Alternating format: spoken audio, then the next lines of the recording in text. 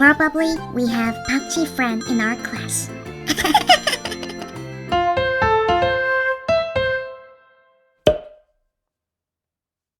Hello everyone, I'm Miss Kiki, your fun-time conversational Korean tutor.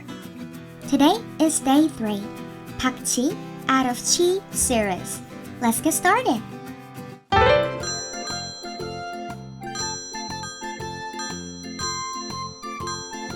Hey, Gigi, don't you think somebody can't get the beats right?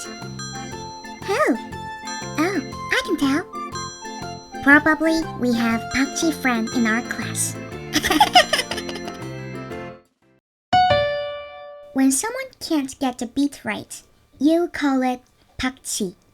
Pak is from Pakja, the rhythm. So you add chi at the end, and it becomes Pakchi. Listen carefully and repeat this expression together. Pakchi, Pakchi, Pakchi. 나 박치야. 나 박치야.